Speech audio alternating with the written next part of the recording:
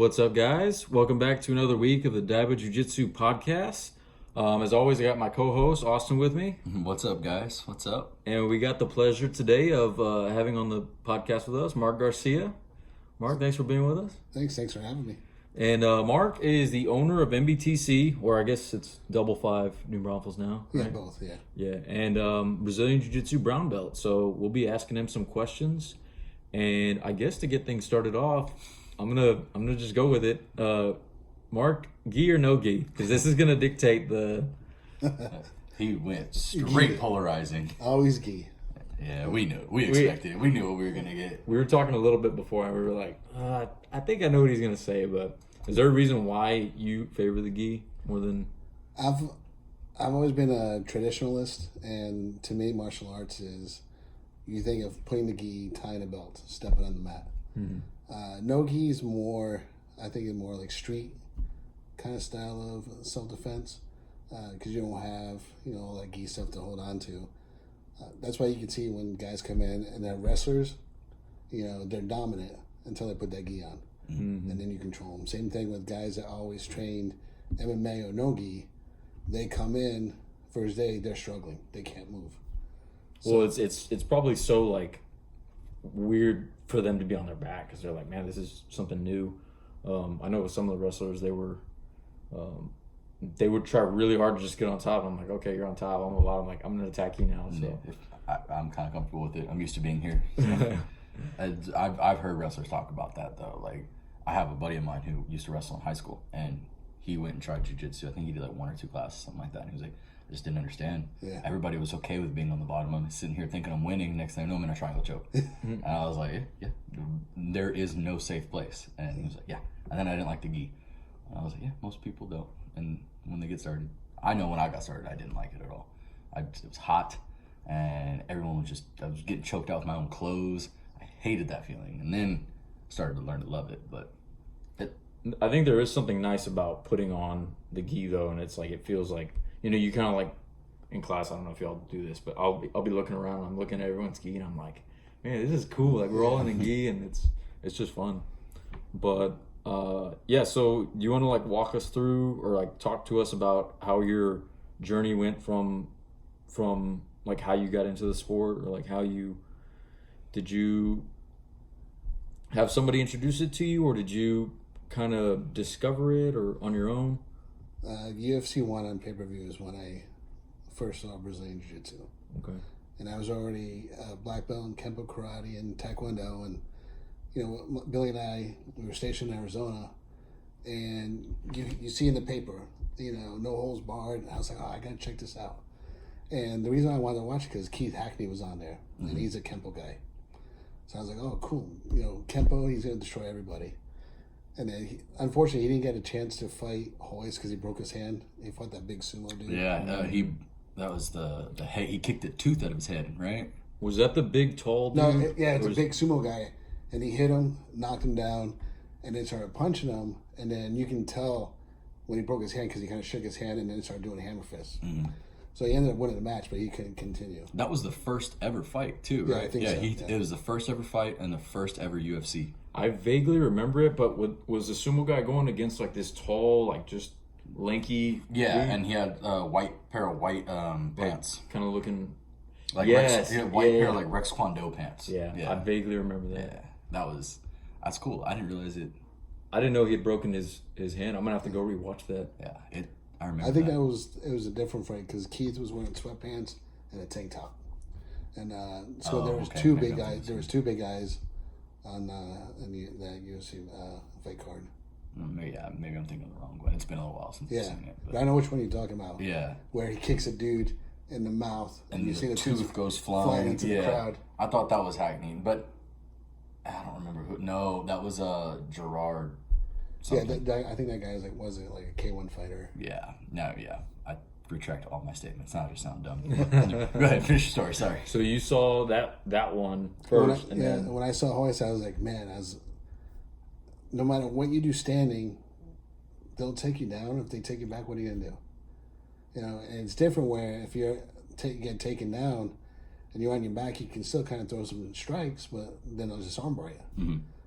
And then when you take it back, there's nothing. You can't punch behind you. Yeah. Yeah, it's like So I was like, man, I got to do that someday. But this was back in '93. And it took me a long time, just with military, traveling, living on the East Coast. There was no Brazilian Jiu-Jitsu on the East Coast back in the '90s. And so, as it started to grow, UFC started to grow. And that's when, unfortunately, I didn't get into it until we moved to Texas. But my first thinking about Jiu-Jitsu was Cameron. Because as a baby, he was always flexible. Yeah. Watching him, get a little older. still flexible. Just the crazy stuff he would do with his legs. Sitting there with the foot, holding his face up, playing a video game. I was like, man, Jiu-Jitsu is going to be good for him. And so he's the reason why we started. Really? Yeah. And what year was that? This was 2012. Dang. I realize. So MBTC opened in 2011. Uh-huh. And Carlos, who was our first instructor, he was only a blue belt. And so when we called, because we saw Carlos Gracie signs all over town, and so I called, and because he was still a blue belt, he couldn't teach kids. So he could only do adults. So we kind of waited a few months, and once he got his purple belt, is when we started.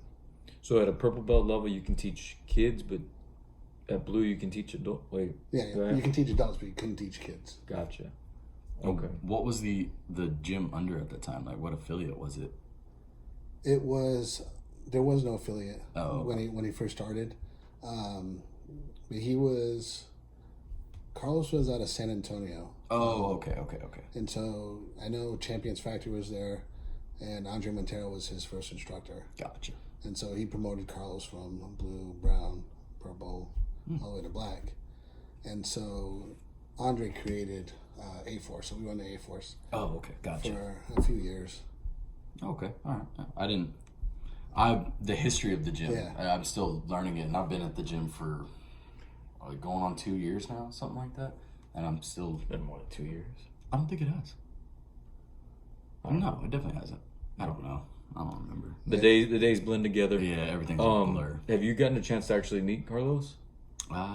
He's been maybe I might have at like some promotions. I think I might have shook his hand. Yes, he's been at promotions, and then he's been at some of the barbecues. He's been coming back on Thursday nights. He's so busy with his work schedule and going back to school. Yeah. But he's coming back, getting back into shape. Yeah. But he's old school. He's old school Carlson Gracie, where, that's what we learn is get on top pressure. And that's why a lot of times when I get on top of somebody in side control, they're like, man, why do you feel so heavy? I was like, it's just old school Carlson Gracie. You don't want to give it up. Yeah, I've never understood how people are able to make themselves so heavy in those positions. I was training with one of the guys over at the PD, and I asked him that question, and the way he taught me was he just did it. He was like, oh, look, you just lean on this and do this. And I learned nothing because the whole time I was just trying to breathe. I was like, dude, you're going to have to get off me. I regret asking this question. But he said it is a very old school traditional style. It's just to put that pressure on somebody. Which, it works. I forget who I was rolling with one time when the pressure thing like clicked for me. This was after the roll we were already done. We were transitioning to the next round, and I asked him the same thing. I was like, how did you make your weight so much heavier? And so he's like, well, I can show you real quick. And so he had me in like he's passing to side control, but not quite. He had his head like buried, and he's like, see how I'm like not really heavy right now? And then he's like, versus this, and he leaned in, and I was like, oh, okay. It's one of those like I regret asking because it hurt so bad to try and learn. But so, I gotta ask about you got into the gym. How long were you part of the gym before taking on a ownership role? And So it was we're about 4 years in, back in 2016, towards the end of 2016. Carlos had opened up. He had glass business. He was never there, and Aaron Morris was he started as a purple belt from San Antonio. He came up, and so he was kind of like the instructor, as Carlos was like thinking about what to do. And then Carlos started taking over again. Business was good, so he had a lot of employees. And he just approached me, and he's like, I know you have a martial arts background, And he's like, would you be interested in, you know, buying a gym for me? I was like, hell yeah. I was like, I need a place to train. I was like, if they close the gym, there's really not, you know, no legit places in town. Yeah. So I knew owning the gym, it's not that it would be easy, but I had an understanding on how to run it just from my past experience, you know, with karate schools and stuff like that. It's really not fancy, but it's just being able to know what to do and how to treat students, you know, how to treat instructors, how to treat the parents to make sure the parents are happy. But, you know, it's a medium you have to try to find, because you don't want to be, you know, there's two aspects of gyms. You don't want a weak gym, and you don't want a super strong gym to where now you just, you know, it's not for everybody. Yeah. You know, you have to build an environment to where anybody can train there, but still have really good training. And everyone's getting a benefit. Yeah. No, I've never thought about that concept though, of having a happy medium on like the people you have in there, because it's true. I mean, I've heard stories. I've never been to them, but I've heard stories of some gyms where everybody, it's too hard. They're going in and it's like military training in there. It's like cutthroat, you know? Yeah, and it's like they're going competition speed 24/7. That just doesn't sound like a good environment to learn. And then I've heard some gyms where it's just like basically just like a workout class. It's like advanced Pilates or something. Yeah. That doesn't sound like me either. So I never thought about that aspect. Especially with kids, because kids, you want them to learn self-defense. Yeah. You can't just have them, parents drop them off. It's like most of the other gyms are kind of like day camps, daycare. You know, parents just drop them off, they leave, the kids are in there playing games. They're not really learning Brazilian Jiu-Jitsu. And you see, because they never compete. You never see those type of gyms doing competitions or anything like that, because it kind of, then you would see that. Yeah. They're not really learning anything. And we know is when they quit that gym and they come to ours. And the parents will tell us, oh, you know, little Johnny was doing this. And we're like, we're not like that. You know, he's going to work, you know. Well, and I like that you all encourage a competitive, if people want to go that route, and if people don't, y'all still encourage that too. And you still find a way to give people a hard challenge regardless. Because, I mean, competing's a challenge in itself. Got to kind of kick it into another level. So, back on that like happy medium thing, as an owner, what is it you have to do to kind of make sure that you don't go to one extreme or the other, and you're able to maintain that happy medium? How do you go about doing that? It's having a good communication with the head instructor. Okay. I mean, I'm a brown belt. I can teach any class. I can teach any technique, any style there is. But my thing of my age now is I can't roll with every single student like Eduardo can. Yeah. You know, and that was the biggest thing when I met with Formiga and I joined Double Five, is he's like, hey, you can have a young competitive instructor, or you can have one that's, you know, still kind of competes but close to just wanting to teach. And the first thing I thought was, man, I got a lot of young guys, and at heart I feel young. So I want that young energy, you know, a high level competitor to come in that can roll with everybody in class and give them a hard time. Yeah. So that's why it's, no matter who comes to that gym, Eduardo's always going to be the hardest role, because he's such a high level competitor. Yeah. So it's talking to him to make sure, hey, you know, the students, they're also customers. You know, not everybody's there to compete. Some people are just there to make friends. Some people are there just to socialize. Some just want to get into shape. And so you kind of have to make a gym for everybody. You've done it perfectly. I mean, there's everybody, those people you were listing, I was getting images of, you know, people that are at the gym with us. That's a competitor, you that's tell, a student. Yeah. I mean, when I got involved, I just wanted to learn the sport. I've been a huge MMA fan since I was a kid. I think I remember watching The Ultimate Fighter, the first season of The Ultimate Fighter, and Forrest Griffin, Stephen Bonner, stuff like that. That was my first real intro into the sport, and loved it, watched it, always talked about wanting to do it, but I was the guy that would like talk about it and not be about it. And so when I went in, I was just looking for that instruction. I want to learn. I want to be able to say that I do this and that I know this, and have that confidence to have that under my belt. And then I went in and I started hearing people talk about competing and stuff, and I was like, whoa, like that's a thing. And, and then you start hearing people talking about their competitions and seeing it, and I was like, wow, like I didn't even realize the guys that we roll with and we practice and we learn from and stuff like that. It's crazy to think that they go on and compete against everybody across the world. And when we had Eduardo on, he was talking about traveling to all these different countries. I can't even remember some of the countries that he was talking about. And it's crazy to think, like, that's Professor. Like, I go in and I learn from this guy, and then he's talking about, yeah, I went and competed over here and did this. That's insane. The fact that we were able to get that kind of instruction, I think, is really eye-opening.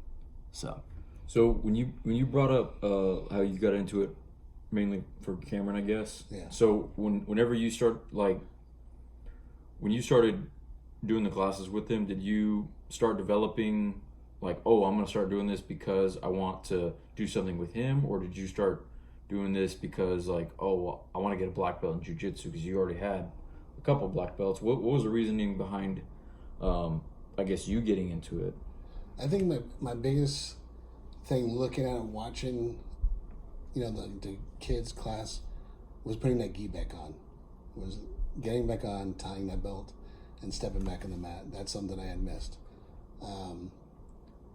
Between 93 to 2011, we went to a lot of UFC fights. I'm good friends with Dan Mergliana, the referee out in New Jersey. Oh, that's awesome. He's a Kempo guy. Oh, that's and awesome. So, like, the Kempo world is almost like Jiu-Jitsu. It's everyone kind of knows each other. Yeah. And so we'd go to the events and, have backstage passes, and, we stay at the same hotel as the fighters. So you kind of learn from them, you talk to them, and you see, the techniques that's going on.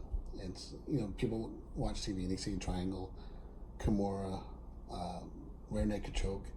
And it's like those, you watch it from TV and you kind of mess around with your friend and you apply it. Mm-hmm. But I think people don't realize is when they watch that stuff on TV, it's like, all right, you do it to your friend, but he's letting you do it. Now in the street, when you're in an altercation, try to get behind someone. It's not as easy. Yeah. Yeah, it's a fight. And a lot of people don't realize, it's, you can go and walk into a gym and a lot of guys will say, oh, I watched the UFC. And then when it comes time to roll, it's like they have no clue. They know how to do the technique, but they don't know how to get there, and they don't know how to apply it properly. It's a bunch of muscle memory. I feel like that they got to train their brain to, like, think in that kind of way. Even some of the movements, like, that we do sometimes, like just off the bat, like the Berimbolo, like, I'm still trying to get my mind to get used to inverting. Mm-hmm. And so, like, it's still uncomfortable at some points. But I'm sure, like, with students coming in, it's just the basic movements, like a shrimp. Like, what's a shrimp, you know? Do you think with the new students coming in and always having, we always have somebody new that this is like their first class or this is their first week, something like that. Do you think going back and redoing those basics with the new students or seeing the new students learn the basics if you're not on the mat, do you think that's kind of helped you maintain a solid base in your game? Yeah, because it's always, I'm always big on the basics. Mm. Look at Hardy Gracie. It's like he beat Buchecha just with, an X stroke. Mm-hmm. And so that's a basic technique, that you can come up with. It's always good to learn the basics. Yeah. Bruce Lee had a famous quote. Do you want to learn from a guy that knows one move and has done it 10,000 times, or a guy that has 10,000 moves and he's only done once? So that kind of breaks down, like, when you think about it, is I'd rather go back and learn, like, the basic stuff, because that's what's going to work. Mm-hmm. You get into a fight, you could be doing martial arts for 50 years. The first thing you do when that blood starts going and your adrenaline starts pumping could be something you learned, when you were a white belt. Yeah. Opposed to something you just learned last week, because it's probably, not sunk into your brain. Yeah. Well, and with those basics too, it's like you're able to build so much more depth because they're repped so much. Yeah. So you're building all that depth instead of the width. We were talking about that one episode. We've talked about the depth versus width, and I definitely see the benefit to both. But I understand that the concept behind the quote, and it makes sense. There's a balancing act for sure, I think. But yeah, I would side with that too. It's like, and there's some guys that train 3 or 4 years and like, man, I still can't hit a triangle. And I tell them, I was like, well, the opportunity probably hasn't presented itself. Sometimes you might throw your legs up there, But you have to remember, since for your very first class, armbar, triangle, kimura, that's the techniques you learned. Everybody's learned those techniques. So you know how to apply it, and you know how to defend it. So you know once those legs go out there, crap, that's a triangle. Yeah. So you start defending right away, especially if you go up against a bigger guy. So that's why I always tell everybody, every technique, there's tricks to applying it. Just little tiny parts of it where you can break it down more to where it kind of opens it up a little better for you. Yeah. So those little details. I just all the details. Which Gracie was it? Hodge or Gracie that was like tapping everybody out with arm bars, like he would tap everybody out with it, right? Something like that. But like you talking about just going and hitting the basics on. Well, yeah, I'm gonna have to try to search it and find the link for it. But it was like something where he told everybody like before they started filming, like I'm gonna hit an arm bar on every single person and nothing else. And sure enough, every person it was like a Shark Tank or whatever. Somebody go in arm bar, somebody else would go in different kind of arm bar, and then you mean this guy's just hitting arm bar after arm bar, and so must be nice to be able to just this is what I'm gonna do and then do it. Pull a Gordon Ryan where you call the submission that you're gonna win. just write it on a piece of paper. Write it on a piece of paper and say this. And he has a perfect game plan, because if you watch Gordon Ryan, he doesn't rush any of his moves. When he's going for an arm bar and he's got the mount, he does it slow. It might take him 10 minutes to hit the arm bar, because he knows he's in a good position. He'll control both arms. When he goes to S mount, he's controlling to where he's not losing that balance that he needs. He's very methodical, and that's one thing that I've loved. I want to work on. Go ahead. No, I was just gonna say, do y'all remember watching him and I think it was Jacob Couch? I don't. The hillbilly hammer or something like that. They were going, and he was setting up the mount to S mount, and then he was just, I don't know how much Gordon weighs. I think he weighs like 230, something like that. But Jacob is not 230, so you could see him go to S mount, and then he was just like crushing him, and he's just like getting crushed, and he ended up tapping from that. Yeah. He didn't even end up going to the arm bar just from pressure. I've had it before where somebody was sitting on my chest, and just from pressure I wanted to tap, and I was like, I can't. Just something in me would not let me tap from the pressure, so I gave him something. Yeah. So I was like, grab my arm, so it looks like take my strong hand. So I gave him my arm. I was like, make it look like you're about to arm bar me. And the moment he grabbed my arm, I was like, all right, tap. I didn't do anything yet, and I was like, I just didn't want it to look like I was tapping from pressure. Just please get off me. This hurts so bad. There's a couple people that come to mind about that, and yeah, it sucks. One person in particular that I'm thinking of right now. But back to the pressure, man. It goes right back to it. So, actually, I'm gonna let you ask it. The question about difficulties of like running and stuff like that. You would word it perfectly. I guess with the gym, whenever you stepped into like the ownership kind of role, obviously you knew what some of the hurdles were going to be, I guess, with operating a gym. Nothing's ever going to run seamlessly, right? I guess what were some of the things that you didn't know were going to be issues or challenges, and then I guess that's the question. I think the biggest is everyone has a different personality. And not only that, but you're competing with local gyms. And so the thing is, you have a student come in and, he's trying different gyms, and, he decides to stay with you. And so now, depending on how the instruction is, you can tell if they're having a good time or not. A lot of times we'll sit with somebody and say, hey, how's it going? You liking the class? Anything? And the funny thing is, I have a box at the front desk for comments, and in case anybody says, oh, this should be bad. I've never had anything in there, and there's issues because you hear people, oh, he's rolling this. This guy rolls too hard, and that's something you have to watch, because you always want. Because if everyone's hurt, then you have no training partners. Yeah.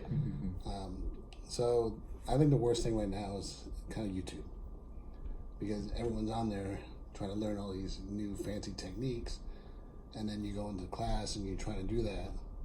just by watching a video, and you end up hurting somebody. Yeah. Because you don't know when it should be applied. Like heel hooks. Everyone loves the heel hooks because that's like the biggest thing in no-gi. Mm-hmm.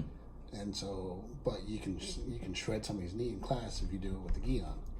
And people don't realize, why is it good for a no-gi and not for gi? Because they don't understand the technique part of it. Mm-hmm. So dealing with making sure everyone's happy, people that want to compete, make sure you're there to coach. And that's my biggest thing is, I don't care if it's 1 student or 10 students. It's like, you're the coach. You have to be there to coach them. I never want a student to go compete and somebody not be there to coach, and then they end up losing. They're like, oh man, I wish I would have had a coach. Yeah. It's like, and if I can make it, I always make sure that at least somebody's there to help coach. Yeah. So going down a different tangent a little bit, you mentioned like new students coming in, and sometimes people end up rolling dangerously, right? Would you say that the gym has, in a traditional sense, some sort of mat enforcer, where if this guy's rolling with this guy, he hurt him a little bit, tweaked him. Now he's rolling with this guy, he tweaked him a little bit. Now he's rolling with this guy, tweaked him. It catches wind, right? Of okay, this guy rolls kind of hard. Do we have something like, you don't have to mention a name or so, but Eduardo's the enforcer. Okay, that's what I was kind of getting at. As you were saying it, I was like, yeah. And he watches everything, and if he sees someone trying to heel hook, he'll say, "Hey, you can't do that. That's not legal." Lockdown. You see somebody doing a lockdown, and the knee's twisting a little bit. Hey, stop! You can't do that. Mm-hmm. Sometimes, with the full mat, with 25, 30 students, everyone's rolling. It's hard for him to kind of see what's going on. So that's when I come in. If I'm not training in the evenings, my job is to make sure everyone's rolling the way they should be rolling and no one gets hurt. Mm-hmm. Or if somebody does get hurt by, some crazy, mistake, I can get ice right away. Yeah. And that way, it's not going to extend, any injuries.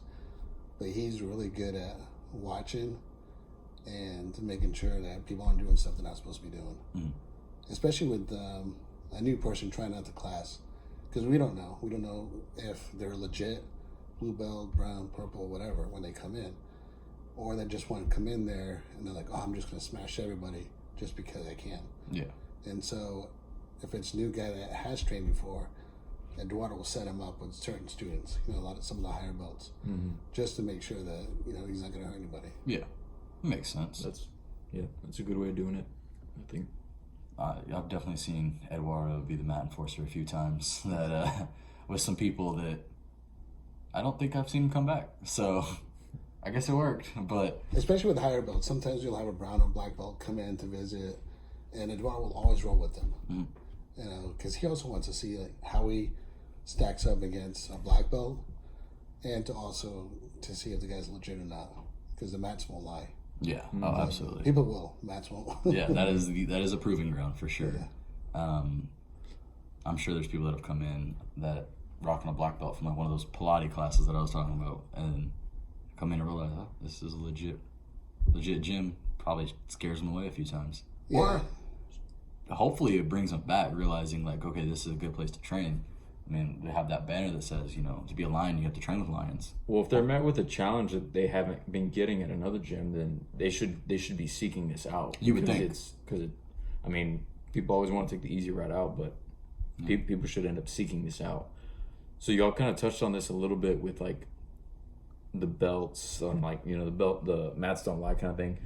Have you ever had students come in, maybe from another school, another state, or whatever, who were a certain belt, and you had to start them over, or do you typically let them start where they come in at, or am I phrasing that correctly? No, I'm getting what you're saying. When someone comes in, say they come in and they're a blue belt, a lot of times they might say, oh, it's been a couple of years since I've trained, because COVID was a big thing. Yeah. It took away 2 years for most people training. Mm-hmm. So they'll come in, I haven't been training for a couple of years, 3 years, whatever, injuries. But But I always tell them, whatever you have, you've earned. I'm not going to start somebody off as a white belt that comes in as a blue belt just because he didn't get it from us. And like I said, the mats won't lie. So he'll get on there and roll. And you can tell, he's a blue belt because, he's a little slower, but he knows how to defend, the basic techniques. He was actually trying to submit. I've had a couple of guys where they come in and they're like, man, everybody in this gym is tough. So they actually want to start over. And so what I've done is, all right, I'll give you 6 months. So they go back to white belt. We give them another 6 months to kind of catch up. And then, all right, now you can start wearing your blue belt again. That way it gives them some confidence because now they're going back as a white, learning a lot of the stuff. Because every gym, every instructor is different. I've seen guys that come in as a purple. I was like, man, how the heck did he get his purple belt? Because he's getting smashed by the white belts. And it's good to know that when our guys travel, go to different places, and they'll come back and say, man, it was so much fun. But I went in there, I'm only a white belt, and I was like beating up their blues and purples. Not to go in against that instructor or that gym, but we just have a different level of training. I can definitely agree with that because I feel like there's days like even when I'm getting just a little bit of confidence, that next day I go in, it comes right back down because there's never easy rolls there. No, some days you're the dog, some days you're the hydrant. But I've seen I've gone to a couple like friends invited me to an open mat or something like that, and I've gone and I've seen how other gyms do some of their stuff. How did we kind of fall into the structure that we have? Where is this like how most traditional gyms are with the bowing in and the instructor talks, hey guys, good to see y'all, and then move into your drills and stuff like that. Is that how most traditional gyms are run, or is that just kind of how the routine that we fell into is? That's how most were run back in the day. I don't go to enough gyms now to kind of see how they run things. I just go by from what students tell me that go to other gyms. Some don't bow in, some do. We've always been more traditional, where you bow to get on the mat. You shake, make sure you shake everybody's hand. Black belt steps on, you shake his hand. We line up, we do, our training, and then at the end, everyone, lines up and shakes hands. That's something MEDC has always done, even when Carlos had it. And so I kept it that way, because to me, martial arts is martial arts. Doesn't matter if it's Taekwondo, Kempo, Kung Fu, and martial arts is martial arts. And just every now and then there'll be a new one that comes up. And is that how those other you said you started with Kempo, stuff like that? Is that how Kempo, the gyms were there too? Yeah. We've always done that. Gotcha. I've only been privy to just a few gyms, so that's something I've always wondered is if it was pretty consistent. Some are different. Some are more laid back. I heard class supposed to start at 12, but it didn't start until like 12:30. It depends on the instructors. But we like to, keep everything consistent because that's what people pay for. That's what they love when they come in. It's like, man, you guys are on time, disciplined. It's a perfect fit for everybody. Yeah, I love the consistency. If we didn't have that kind of consistency, I would struggle because I want to know what to expect kind of thing. If people are throwing curveballs at me, that doesn't work well for me. But I got a good one for you, Mark. So you're a brown belt, right? From white to brown, what's been the hardest belt level to jump to? Was it white to blue, blue to purple, or purple to brown?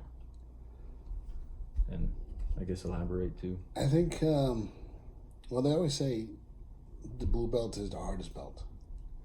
To get or to graduate from? To get, and both, and to graduate from. Okay. Because as a white belt, you're there every day. That's what your goal is. It's like, I want that blue belt. Everyone's focused on that blue belt. Then once you get it, now you're a target. You're a target for the guys that you left behind that are white belts. Because now, man, not fresh meat, blue belt. Yeah. You remember when you got your blue? Oh my gosh.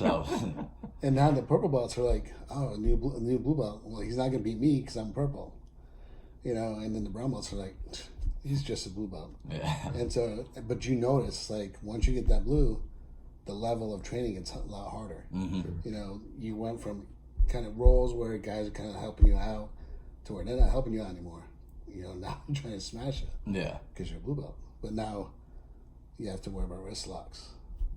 So, God, I hate the wrist lock. And it's funny because I was about to ask him too what his favorite submission I was, and I told was you. like, we don't really need to ask him. We already know. We know. It's the wrist lock. Ah, those wrist locks, man.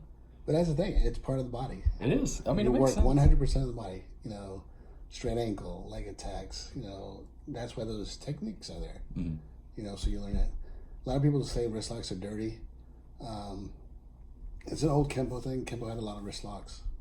You know, being able to, you know, control the person as they're trying to punch you. Mhm.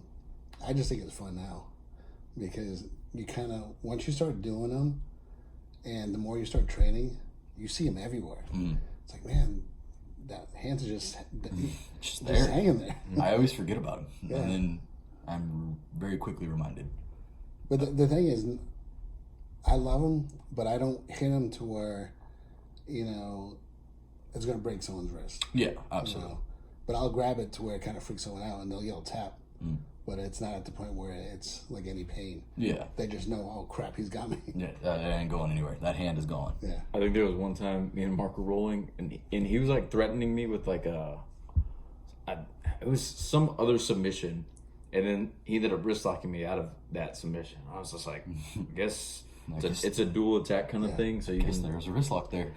It's like I didn't know I was gonna get attacked by that, but So to kind of stay on the same theme of what he asked about, you know, the belts and stuff like that. You know, you said you've trained Kempo and a couple other martial arts stuff like that. How does belt promotions and like ranking up and stuff like that in those sports compare to Jiu-Jitsu?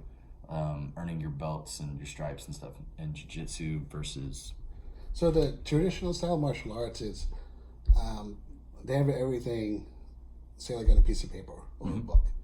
You know, from white to yellow belt, you have to learn, you know, these techniques, you know, these katas, you know, one kata, whatever. And then for the next level, you add 2 or 3 more techniques, you add another kata. And so each belt is broken down and they already have the techniques listed on there. like a Yeah. set curriculum Like kind of thing. Yeah. Yeah. And so you already know what you need to learn to get to that next belt. Jiu-Jitsu is a little different. Some schools do have a curriculum like that. And if you look at it, it's from white to blue. They have like a certain set of techniques you need to know. Rolls, front roll, back rolls, shrimpings, kind of stuff like that. yeah. At least one takedown. And if you look at, say like you go from white to purple belt and you see this jiu-jitsu curriculum that some school created, you're like, oh, I know that, you know, and it kind of follows what you naturally already learned from a school that doesn't have it. So the instructors kind of know, you know, we know what's needed, what you should know, and it's good to always have a class with techniques. Some gyms, they just go, they exercise, roll for the whole hour, you know, but that's not jiu-jitsu.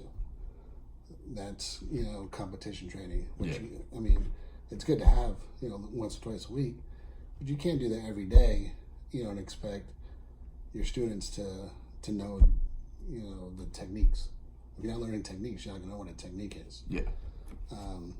So it's always good to follow what, you know, the instructor shows you. You know, you look at all the top guys, they go to the gym, they do their competition training, but every day, you know, they're in class, you know, learning techniques. And that doesn't matter what, you know, look at Atos, AOJ. You have those high level competitors that just won worlds, but you can watch them in class every day, you know, and they're doing the same thing. They're doing the techniques, you know, they're helping out the instructors, they're teaching classes. And then they have their competition days where, you know, they're just 10-minute rolls. yeah. What they call the Bohada. Yeah. Where they're going at it. Yeah. That's a fight. Yeah. Okay. What got you into your first? What was your first martial art? Was it karate? Was it My first one was Shotokan. Shotokan. Okay. And that was a guy teaching it at a local elementary school at like 6 o'clock at night. Nice. And you go in there and it's very rigid style. And that's where I learned to count from 1 to 10 in Japanese, because Shotokan, it's a Japanese style. Mm-hmm. And so they're very rigid. And so, I mean, it's stiff, and everything is set. It's very slow. Mm-hmm. But those guys, man, I did a seminar where they had all different styles of martial arts there. And we're doing the techniques. I'm partnered with a guy that has black belt in Shotokan. And man, just him hitting my forearm with the block. It was like so hard. I was like, man, it's like hitting a tree. Mm-hmm. It's just amazing how like those different styles, that it's incredible what they can do. That's why I love all styles of martial arts. Oh, absolutely. I love to see the different competition styles and stuff. I mean, everything can translate or find a way to translate into a fight, self-defense, something like that. But what got you into martial arts first? Was it like, as a kid, you're watching like Bruce Lee movies? I hear that one pretty often. Was it, I don't know, like, how did you find yourself invested into it? So when I was 5, I saw my first Bruce Lee movie. Mm-hmm. And then it's something where like every Saturday back in the 80s, you had 2 channels. So on Saturday morning cartoons, and then when you switch to UHF, the higher channel, they always had either Godzilla or some sort of kung fu movie. And so you sit there and you're watching, like, I'm going to watch all these kung fu movies. And then Jitsu came out. So this was probably, say, 88.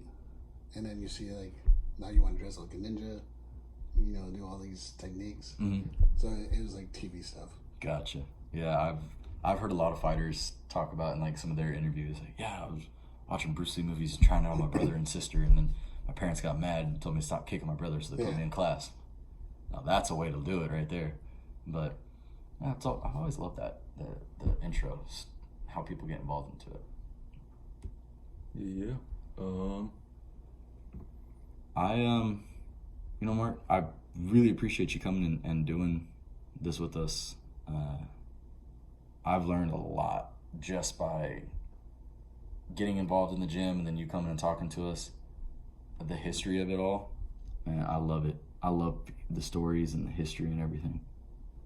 Is there anything else we can touch on before we? No, we're doing good. All our guys are competing. We got guys getting ready for Master Worlds in Vegas, so I can't wait to fly out and be a part of that and watch some of our guys, become Master World champions.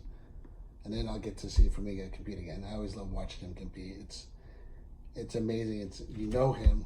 Mm-hmm. He comes down and visits, and you can talk with him, and you look at him like, man, you're talking to a high-level jiu-jitsu competitor he just toys with people when he competes.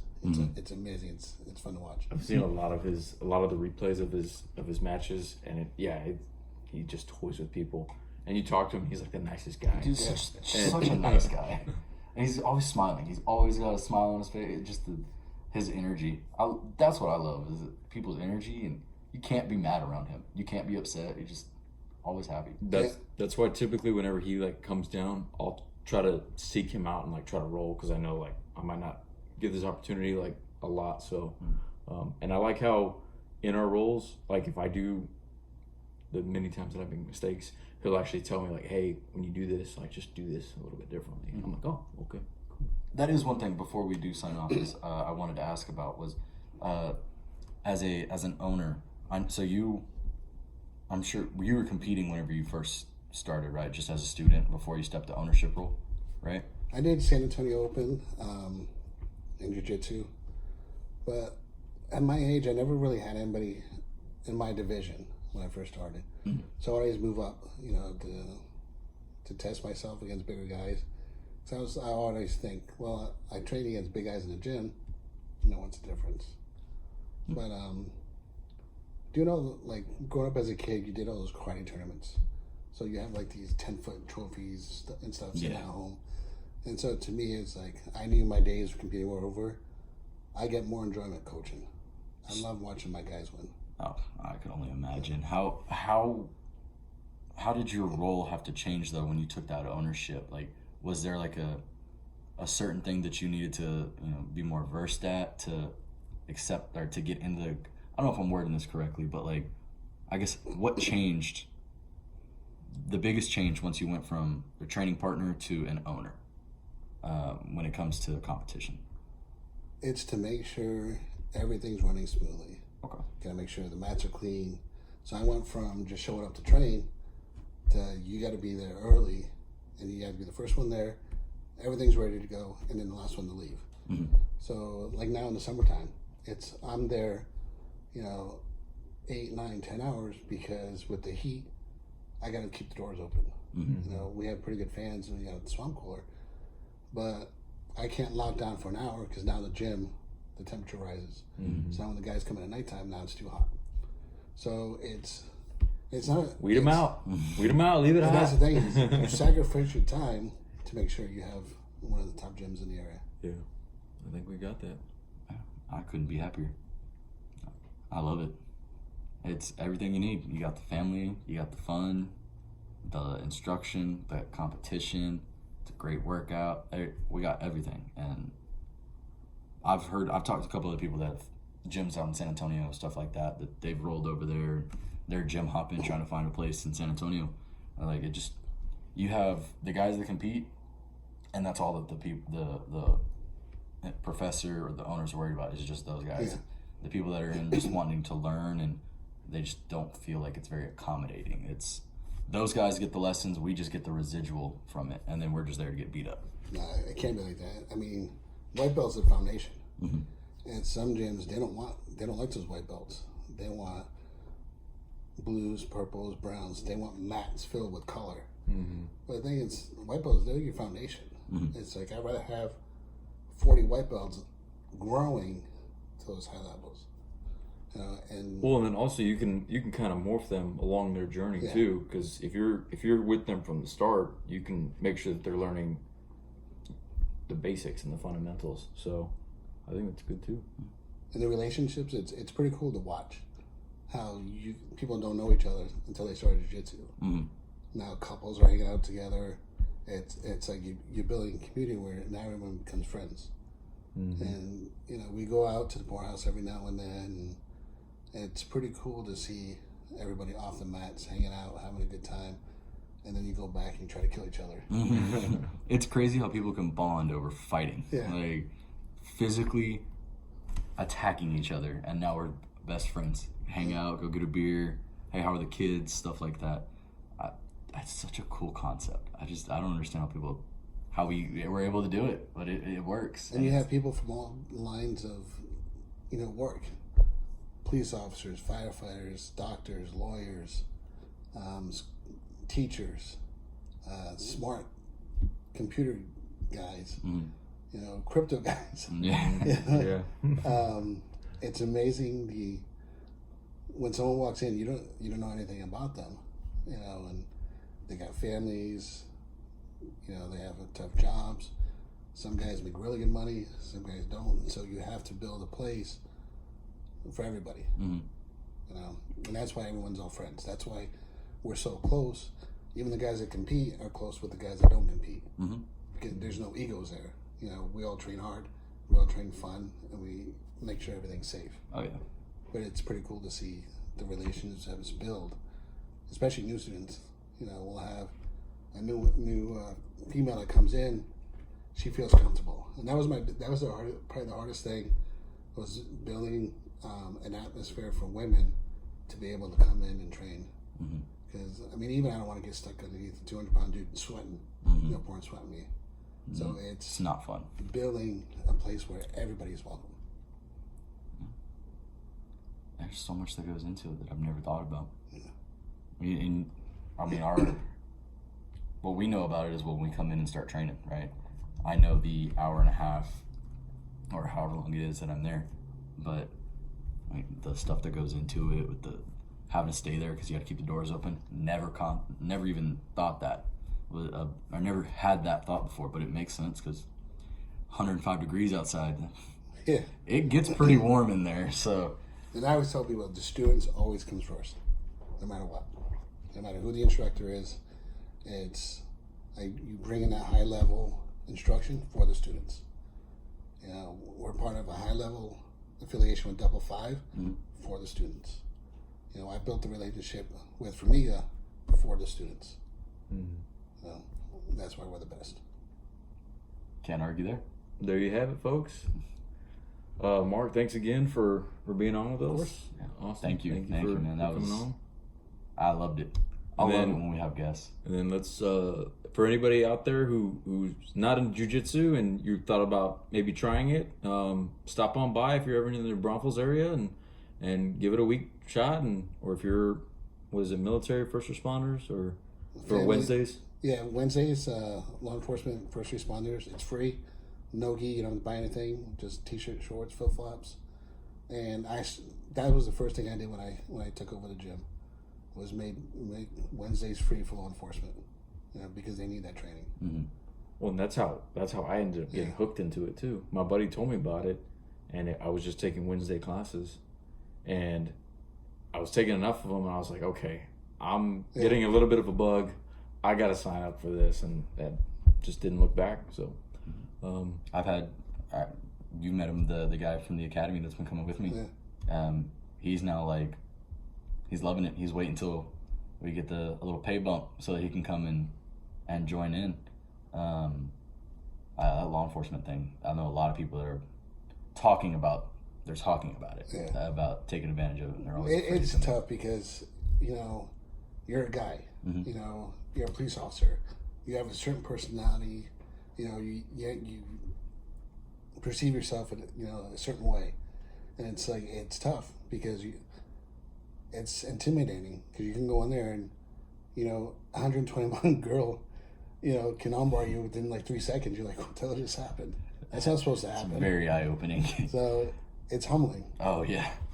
But that's the thing is one day it's going to save your life. You know, it could be, you know, where you have you're struggling, fighting with a subject, you make that call, you don't know when your backup's going to show up. You know, they try to get there as fast as they can, but it can take 1 or 2 minutes of you knowing what to do to control somebody where he's not grabbing your weapon, he's not taking your weapon from you, and you're controlling him until backup shows up.